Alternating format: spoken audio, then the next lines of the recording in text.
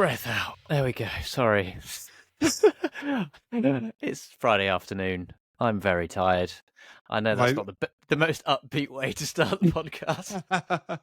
I feel like I've caught you just coming out of a meditation. Oh man, it is. I don't know. I got that Friday feeling. Post lunch Friday feeling. What is that Friday feeling? Is it a good feeling? Is it a bad feeling? Is it a medium feeling? Well, it used to be a feeling of like I've got the weekend ahead of me, and now it's a feeling of Oh God, I've got the especially this weekend weekend. ahead of me. Yeah, and it's a bank holiday weekend as well. This one. And now it's a feeling of, oh God, I've got to entertain 2 small children for 3 days. It'll be fine. Honestly, give them a craft set and away they go. Yeah, maybe. It's due to be raining all tomorrow. And I spent the morning. So this morning is actually also a daddy daycare day for me. And I nipped into town and decided to take in a bit of culture. So I went to see the exhibition at the V&A, which is basically the private photo collection of Elton John and David Furnish. I've heard about this. I've been actually my uncle has asked me to go and see it with him. Is it good? It is really good. It's called Fragile Beauty, and it basically involves a vast collection of their private collection of images, which are kind of like the who's who of photographers from the 20th century. Mm-hmm. There is various genres that they split the exhibition up into, and there was a room in the middle that just contained a lot of naked men, which I had to kind of walk through quite quickly because I had my daughter with me, who's like, well, she's 2, she wouldn't know what she was looking at, but still, it's quite graphic in places. I was a little bit like, okay, there's a 6-foot naked man at the wall on the wall. I can see you're blushing, and we filmed this in black and white. So yeah, it was.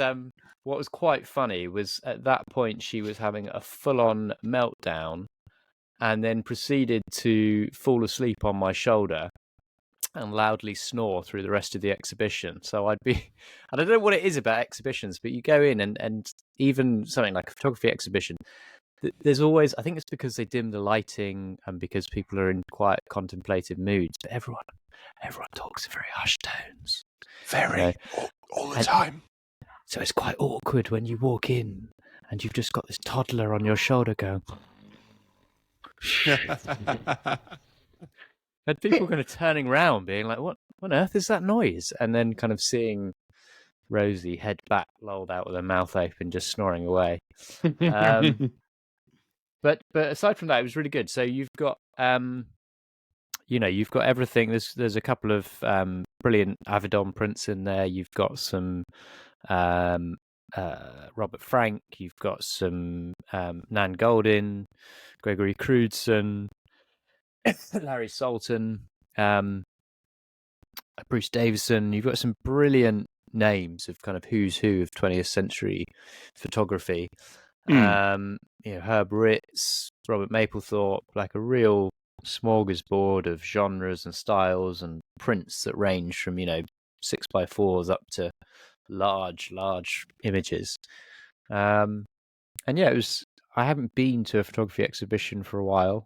And to be honest, I mean, I was familiar with a lot of the work, but there were a few names there that I hadn't seen before. So whilst dealing with said drooling toddler over one shoulder, I was trying to take pictures of the captions with my phone so I could remember and look these people up when I get back home. But I think for me, I never do it enough is actually going to exhibitions. I mean, London is one of those weird cities, considering it's such a cultural capital. It doesn't have the best photography museums or places that have shows. I mean, it's got a lot of different places and places that you wouldn't necessarily expect to have good photography shows, like like the V&A suddenly having kind of this, because this is on until January 2025. So it's there for a while for people to go see. You just kind of have to search them out, as opposed to maybe You know, in New York, you've got the ICP or you've got MoMA and stuff that tend to have relatively permanent photography exhibitions on. There's not so much of that, I don't think, in London. But anyway, that little rant aside, yeah, it was really good. I think it's something that's really worthwhile to go and spend time doing. Just to get you kind of fired up, you know. I think I mentioned it on the show a few weeks back, but I went to see the another place that you wouldn't necessarily expect to have a photography exhibition, but the Imperial War Museum has a retrospective of Tim Hetherington's work, which is worth a look if you're not that familiar with his work, because you know, he shot a whole variety of stuff over the years, and they do quite a good job of displaying that room by room with some of his installations and his kind of more artistic pieces. But yeah, I think going and spending time in those places, sometimes it can feel a bit like oh, I should be at home, I should be answering emails, I should be putting this marketing mailer together, I should be chasing this lead or setting up a meeting, you know. And actually, I think one of the joys about being a freelancer and being a photographer is we shouldn't have to justify taking the morning and going to a show. And for me, it was kind of like, well, I wanted to find something I could go to with my daughter. But I don't think, you know, it's nice to be able just to feel like you've got the time to go and do that type of stuff, because it's hugely important, I think, for personal development and growth, and, you know, broadening your horizons and broadening your understanding of what's gone before, really. Well, we talked about this, didn't we? We talked about it episode 60 when Emily May came on, about kind of forging out that time for yourself. And actually, since then, I've tried to be really good with it. I've tried to kind of, you know, either have a morning coffee or, you know, just a morning kind of ginger shot or a juice or something, but not then have, you know, a screen on or be forcing myself to kind of try and, you know, well, I say post on Instagram. What I actually mean is doom scroll on Instagram. You know, so I'm actually then trying to read a book or try and, you know, have, you know, 10 minutes to myself to kind of look through some of the collection or something like that. And actually, I feel like my mood's really improved as a direct result of doing that. So it's, you know, it's massively important.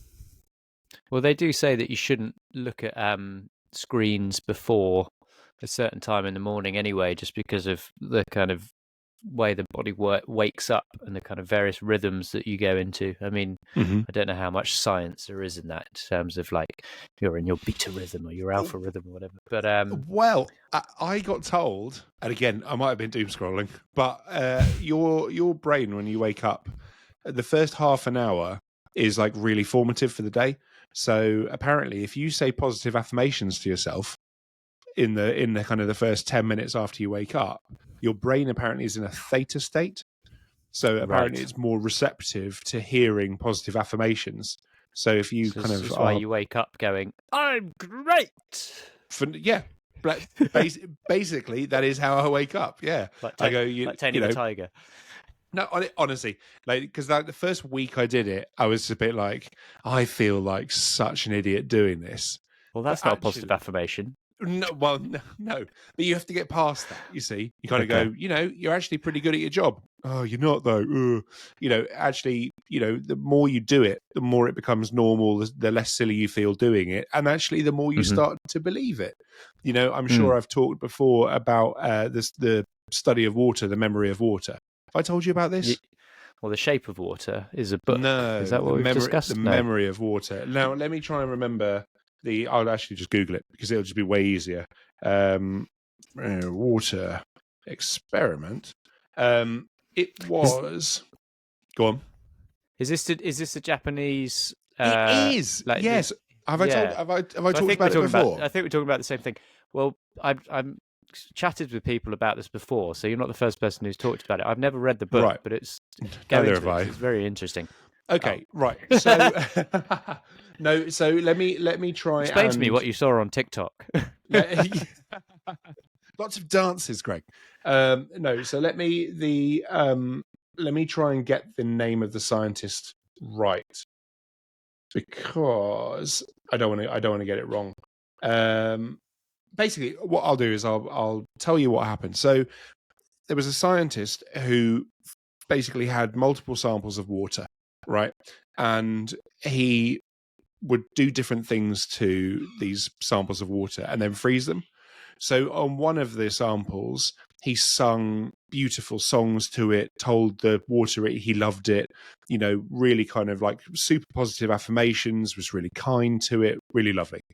Next sample, totally indifferent to it, couldn't have, it wasn't nice, wasn't bad. And then there was other samples, one that he was really mean to it, and then one that he was like pure evil to it. And then what he did was he froze. I'd love to know how you're really mean to water. You're nasty. I think you basically just shout nasty stuff at it. You're worthless.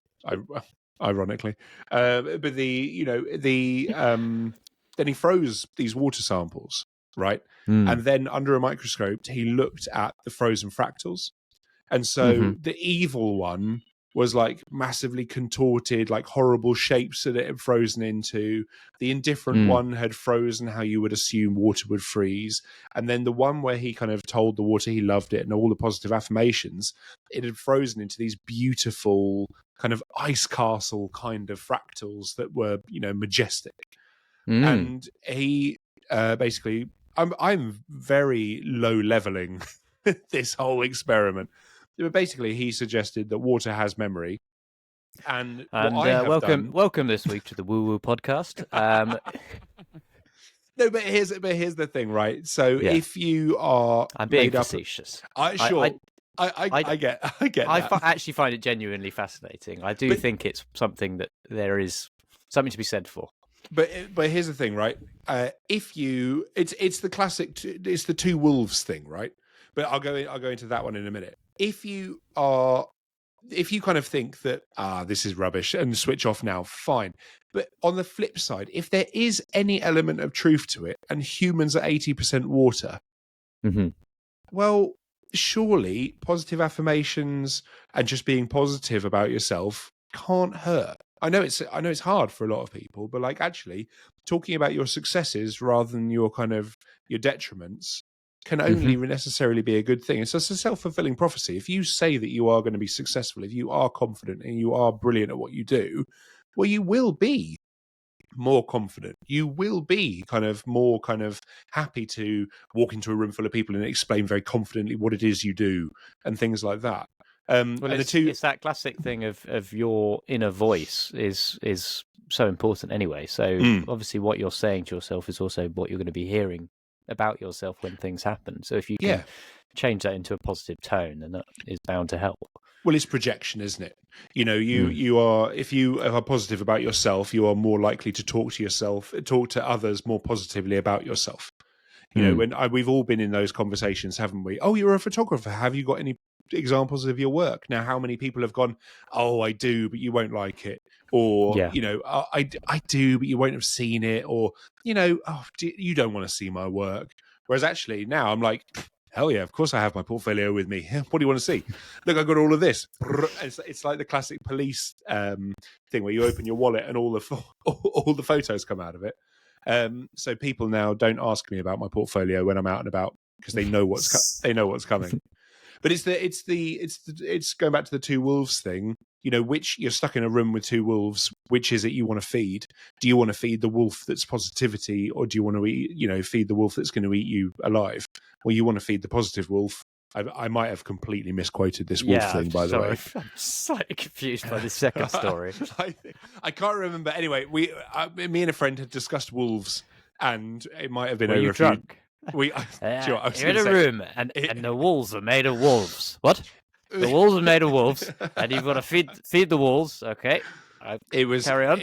It was a long time ago. Anyway, I can't remember, but there's a story about wolves and which one you want to feed, and for the life of me I cannot now remember the story, which I'm so glad I've now brought this thing up. If you happen to know a story involving wolves or walls, please do write into the show. We'd love to hear what good wolf-based stories we have out there. Put Tom out of his misery. Ironically, I've made an absolute howler out of this one. Oh, right, was there? Do we have to be somewhere else? Anyway, yeah, it's all about positive affirmations. And so if you talk more positively about yourself, you are more likely to hopefully be a bit more confident and feel... Well, anyway, this is all from my personal experience. And if you can bear with me, I've got to go outside and feed that wolf. But yeah. Well, I mean, this is good stuff. I'm going to start doing this. Honestly, but I think for me, go on. No, I was just going to say, honestly, I started doing it kind of like a few months ago, and I do just feel better. I feel like a bit of a pillock, but I nothing's new there, etc. But no, none of that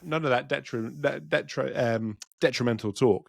It's all, it's all nice to just be, positive about yourself and talk confidently about yourself and your work. And the more you do it, the more likely you are to feel more confident, is what I found. Mm. I think it takes a certain amount of self-reflection, though, to as well, which quite often people lose that because you're so familiar with the work that it's hard to distance yourself. I find it really interesting trying to talk about work that I've done, and very much fall into that first category of just being like, oh yeah, it was a thing and it's done, and kind of moving on quite quickly rather than being able to step back and kind of appraise it as somebody has seen it for the first time. I think that's a real skill. Why is that though? Because I'm fascinated by this, for example, because your work's excellent. You're a very good storyteller, and also you probably have some stuff showing behind the scenes of that shoot. Why wouldn't people want to see it? If we ever met up in person, Greg, I would love to see that. So why do you feel that personally you can't or won't kind of want to show it?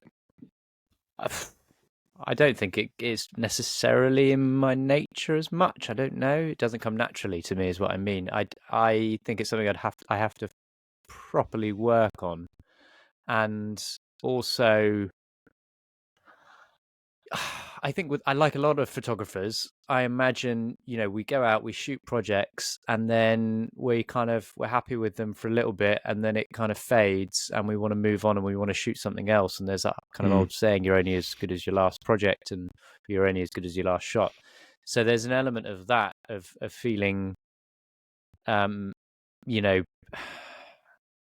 Held hostage, I guess, by what you've done recently, rather than maybe something. Because obviously, the reality is, not every job is going to be your best work. It can't be, because the odds are going to be stacked against you. You're going to have shoots where things don't line up, and the client's perfectly happy, and everyone else is perfectly happy. But it doesn't mean that you're going to be absolutely. I mean, I've yet to meet a photographer that comes away from every shoot being like, "Yeah, nailed it." So I think that's tricky. No, I'm not going to say I'm that photographer who says it. No, definitely not. But I really do hate that phrase. You're only as good as your last shot. I think that's really unfair. I judge people quite reductive. Massively reductive. It's honestly, it's so belittling as well, because like you say, you do have bad shoots. Photographers do have a lot to deal with on shoots, and sometimes the electricity fails, or there's so many things that's out of our control that I don't feel that you can be blamed. And also, if you're only as good as your last shoot, and then you have say for example you do a personal project, and then you have a month of doing, I don't know, like headshots against a white wall that might not necessarily be the most creative, but that's what the client wants. And then, you're judging yourself on your ability to photograph that. I think the other thing, though, it can be quite difficult, is that in my experience in the past with agents, for example, or with going to see clients, there's an expectation that you're going to be constantly producing new work, and people are almost like, okay, well, I want to see, what have you done recently? What's your latest project? And there's going to be periods in your life when that's just not feasible. Like either other life gets in the way, you're either busy with family, or you've got, other stuff going on, or you might have an injury or whatever, but you're not always going to be producing all the time. And I think maybe it's because we live in a world where it's all about kind of content all the time. People want to be kind of, well, what are you doing? What are you shooting? What are you producing? And that can be, you have to realize that you're going to have peaks and troughs in your career, where you're going to maybe have a real productive couple of weeks, and then you might have like a month or two where you're just like, not doing anything or not doing much in terms of producing genuinely creative work that you're excited about. You might be just going on shoots to pay the bills. I do think though that there's an element of smoke and mirrors when it comes to when you meet with people. You're not meeting the same people every 6 months. You're not meeting them probably once a year. You might not even see the same person in 2 years. So when they say, what is it you've been working on recently? Well, you show them work, and it might not have been, the past three, Yeah, 4 weeks. They don't know. They also I think they I don't really also care.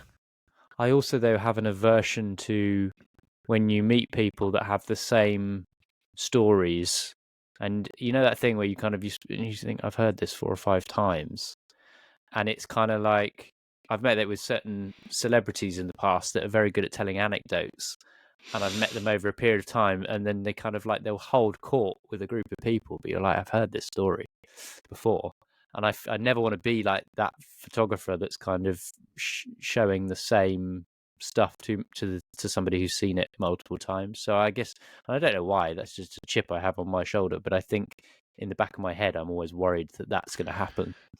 I guess there is also an element, though, of they most likely might not. I mean, they might remember some of it. They might not.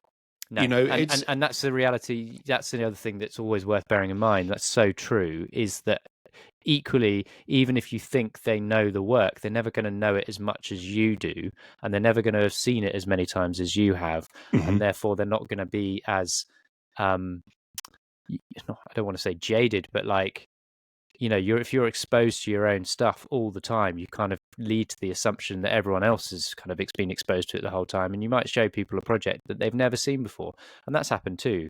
I've shown work that I'm like, well, they've probably seen this because it's been around for a while, and then it's the first time they've ever seen it, and then and they go, that's "This is great. Love seeing yeah, this." Yeah. yeah. So that's always worth bearing in mind as well. I think it's just things pitfalls of going out and being able to sell yourself. Well, there's a great. That's a skill. Where is it? Have I got it to hand? There's a great. Oh no, I've given it away. That's helpful. There's a great book by Austin Kleon in the little 3-book series that he did. It's just called Show Your Work. And if you're ever wondering, oh, I'm not showing my work, what should I read that book? He's very good at basically going exactly what we've just said. They don't know what you're producing. You, however, are so bored of seeing it that you don't feel the need to show it. But these people have never ever seen it before. But one thing that came up that was quite interesting. We've had in our WhatsApp group chat, we were discussing something this morning on travel photography, and it kind of started a debate in the group about ethics and morality in that world. And that actually sparked up with a whole bunch of books that people recommended that we should be reading. And there's not many that came up that I have read. And I have to say that's because, following on from obviously our chat with David on the last episode, which I think was really fascinating about travel photography, and obviously he'd written a book that was almost more of a manual in a way, not a manual, but what's the word I'm looking for? Like a practical approach to actually working. I'm not very good at reading photography books. I love picture books, but like photography books, by and large, David's aside, Too many well, words. they can be a bit dry, can't they? They can, for sure. Like I think there'll be a lot of people listening that have in the past had to read things like Susan Sontag's Regarding the Pain of Others and those kind of classic tomes in the photography world. But they're, I don't know, they can be a bit heavy to get through at times. But there were some good suggestions in the group, and I'm keen to basically get some onto my reading list and then report back. So the one that we were talking about, Austin Kleon, and we'll link to that. There was another one that was recommended, which was Hegarty on creativity. There are no rules. So I want to give that one a listen. And the Photographer's Playbook was another one, which is a classic, which one I do actually have, which is quite good for kind of forcing you out of apathy and giving you some, I guess, project ideas to work on, be it short-term I'm going to go out for the morning and here's a subject to tackle, or something longer term that's basically full of different ideas from different photographers. And then in terms of the books on morality and ethics, there were quite a few there as well. So I'm going to try and collect some of them, start reading them, and I just wanted to say thank you to the group for the suggestions, because it's always great to get kind of stuff that you've not seen before, and Right. I haven't had a chance to reply to the group. Apologies, guys, but I will do. There's 2 books. I mean, obviously, the Hegarty on Creativity is a good book. This is a phenomenal book that I like. So whatever you think you are, think the opposite, or whatever you think the opposite. And that's by Paul Who's Arden. that by? Paul Arden. And I love it. It's it's lots of pages like this, so big words, lots of blank space. So me and you'll be fine with it. But there's also this one, Damn Good Advice for People with Talent. Okay. That's by George Lois. Now, George Lois was an advertising creative years ago, and it's just basically a compendium of his mad stories from his time as an advertising creative, and him hanging himself out of windows till he got the pitch, and some absolutely bonkers stuff. But it's a really, really good, entertaining read where there's a lot of there's a lot of kind of inspirational stuff in there. You kind of read the book and you kind of go, cool, I'm ready to take on anything sort of vibe. Yeah, David Trott has done a few books like that, 1 + 1 = 3, and things like that, which are, again, from the advertising world, but they're really, predatory thinking. That's a fantastic book. Yeah. They're a really good way of kind of reshaping the way you think about situations and opportunities, and how you kind of focus on problem solving, which is obviously such a massive part in the advertising world.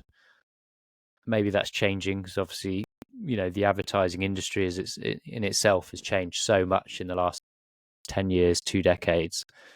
But so much of that advice is actually quite transferable into our world of visual creation. Mm-hmm. Can I actually give? There's one more book that I do. I like books with swearing in the title. Okay.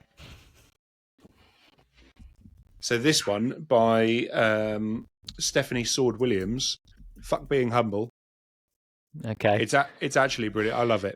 It's a brilliant one. And there's also the back says it's time to fuck being humble and start taking charge of your own success. And that's actually a pretty good book. Again, lots of bold text that's nicely laid out. So I've often wondered how does that translate into an audiobook? Do they just shout the bits that are in big bold text, do you think? They might say F''CK.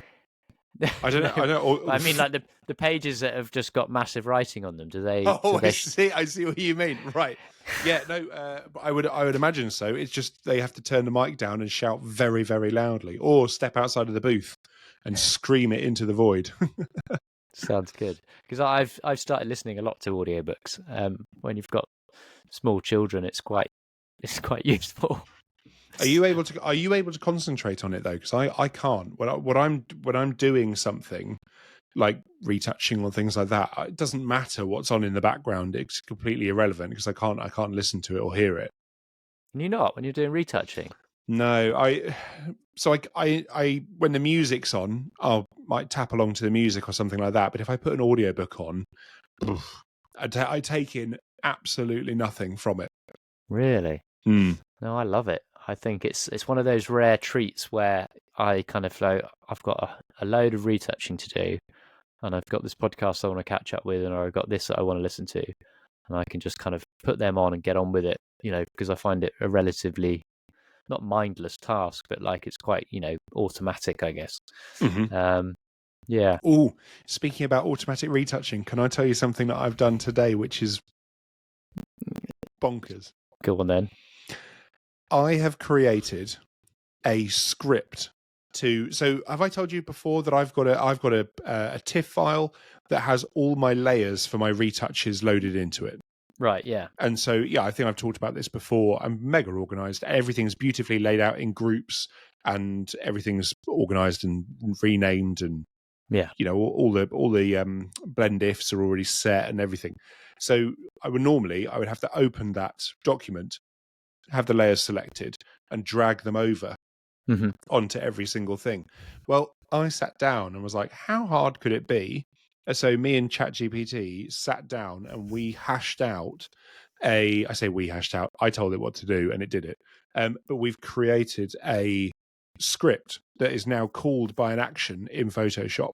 So you hit the action, it then launches this script. And what it does is it goes through the TIFF file, analyzes the layers, brings all the layers over into every single open document apart from the background layer.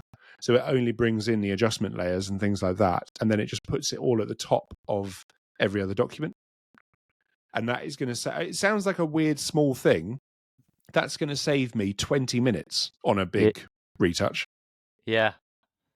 So I'm quite pleased. I just had to tell someone. I hope you appreciate it. Well, if I don't, some of our listeners will. So, well, thanks. I can hear people going, yeah, that sounds great. I would love to hear from our listeners on kind of uses that they found for ChatGPT, because occasionally I'll be talking away to someone and they'll, some of the stuff that people do with it, it's quite amazing. I mean, its uses are almost endless, but you've just got to have the imagination into understanding of how it works well to be able to kind of put it to good use. Stupid thing to say. You can always just say, hi, ChatGPT, I have a problem. This is my problem. Can you let me know how you are able to help me with this problem? Marketing myself. But no. Well, I mean, it could give you a marketing plan. You say, my name's Greg. This is my website. This is my style. These are my brand attributes. This is my voice. This is my Instagram. This is how I talk. This is how I kind of show off to people. There's a lot of questions I've got for ChatGPT off the back of this. ChatGPT, how do I talk? ChatGPT, what are my attributes? I know there's a lot of people who are fearing it, but there are elements of it which are really useful. So, being able to suddenly be able to learn advanced JavaScript to create a Photoshop action, or Photoshop script and stuff like that is the sort of perfect example for it, because it's such a niche use that no one's going to have created that before. Why would they? It's such a niche use specifically to the way I retouch. So the only way of me doing it would be to learn how to code, which I can't, which I don't have time for, or figure out something through ChatGPT. And so it works really well. And I've created a few other scripts as well, and it's super helpful, because I was trying to explain to someone, actions are brilliant in Photoshop. If you don't use them, you should, and if you use them, you already know how good they are. But you also probably, if you're using actions, know about the limitations of them. And, they can't do tons of external stuff. But, I've got now scripts that are running externally to Photoshop, opening Photoshop, running something within Photoshop, coming out of Photoshop, and then running something externally in another bit of software. So, excuse my ignorance, but what's running the script, or what's the script running through? Apple script. Okay, right. So you call that via various methods. So, but that is most of the scripts that I'm creating are JSX files, and they're running within the environment of Photoshop. Right. And so it's so far going really well, and they're working flawlessly. But I'm militant with my actions, and I have it all color-coded on the left-hand side of the screen, and those color-coded actions on the left-hand side of the screen, they also are color-coded actions on my Stream Deck. So I'm then able to kind of call everything and things like that. But it's it's maybe a bit more like niche than most people would want to go with their retouch. But it's one thing I will say that is very annoying is that there is no handler or a lot of these things can be triggered via event listeners. And so, for example, when you create a new layer, you would have hoped that would trigger an event because of you've got an event listener that's listening waiting for a new layer to be created, but that is not the case. For some reason, they have not created an event listener or an event trigger when you create a new layer, which is annoying because I'd like it to automatically go to rename. So when you create a new layer, you don't have to go over and double click. You could literally hit new layer, type in the layer name, move on. Yeah. But annoyingly, there doesn't seem to be a way of doing that. If there is, if anyone knows of a way of doing that, please drop me a note. I would love that. Yeah. Same thing in Capture One. It used to be the default behavior in Capture One, but they changed it, sadly. Yeah. Well, we shall have to see what our listeners can add for that. Now, I can hear a small person crying, so I feel and it's not me. Do we need to keep this one relatively short? Yeah, I think this will be a short and sweet one. Okay. We are looking for suggestions from our listeners of who they want to have on the show. So please do get in touch. If you're following us on Instagram, then you can always drop us a message there. That's probably either there or our email is probably the best place to leave those. We do also see the comments on YouTube. The email is info@exposednegative.com. And if you're feeling, everyone else will make suggestions, just send us an email. We love getting emails. So, yeah, we'd love to hear some topics that you'd want us to cover as well, because obviously we are on episode 70. 70. Fair play to you. That's pretty, it's not bad going, is it? It's decent. We've done this 70 times. Feels like a lot more. But honestly, no, Greg's right. We obviously, we love doing this show, right, Greg? Yeah. Right. Yeah. So sorry, but no, it's great fun for us to do it. It's a lot of work, but we also do it to benefit you guys, our wonderful listeners. So if you're kind of going, oh, do you know what? They haven't covered this, or I'd love to get their opinion on X, or not the website. I'll give you my opinion on it. But yeah, honestly, drop us a note and let us know. It would be great for us to be able to help you guys. That's basically why we started this in the first place. So, let us know what you're thinking, even if it's niche stuff. We love all the niche stuff, as we've just highlighted. Yes, niche stuff, not niche stuff. Yeah, for our American listeners, when we say niche, you would say niche. We've been through that before. Early on, episode 20 or something. But anyway. Yeah. Right. Well, thank you very much for listening. Sorry it was a short one, but we will be back with some exciting guests. And please do get in touch if you have anything you want us to know or anything you want us to cover. Perfect. Say goodbye, Tom. Ciao, ciao for that. No, I'm not going to do it like that. I am not going to do it like that. Greg, it's been a pleasure as always. We'll see you very soon. Likewise.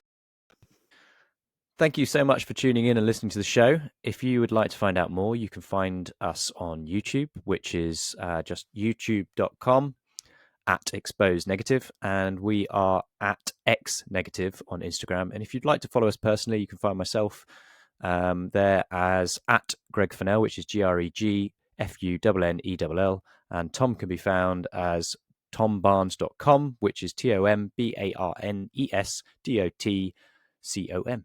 Thanks very much.